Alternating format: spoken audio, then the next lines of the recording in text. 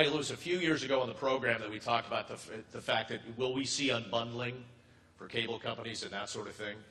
They'd like to keep the bundles together. It seems like it's going in the opposite direction, though. Do you feel that?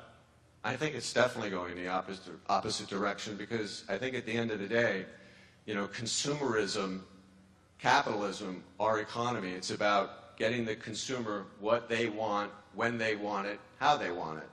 And I don't see any reason why watching sports content is going to be any different eventually. The process may take some time, but that's what's going to happen. And I think when you look at some of the people, you know, Chris has always talked on our show about how the technology keeps evolving, so you don't really know what's going to happen. But unless you know or believe that the people that own these sports teams, I mean, think about the universe.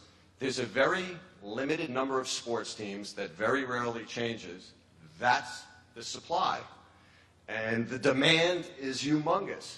So unless you believe that the people that control that supply are going to give that content away for free, then I don't see why the value of those media rights is going to fall. And I think one of the reasons why we've seen team values go up so much higher is because in the belief that these rights fees are going to keep going up.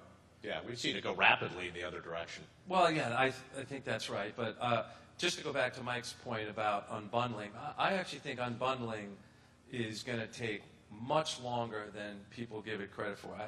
Because if you think about it, all the big programming groups, right, the big programmers, the Foxes and the Disneys and the CBS, they're never going to have, it's always going to be against their self-interest to unbundle their bundle, which is why I think you saw last week, right, that Apple made an announcement that they are going to discontinue their effort to put together a live TV package. And the reason for that is that the big programmers aren't willing to unbundle their bundle.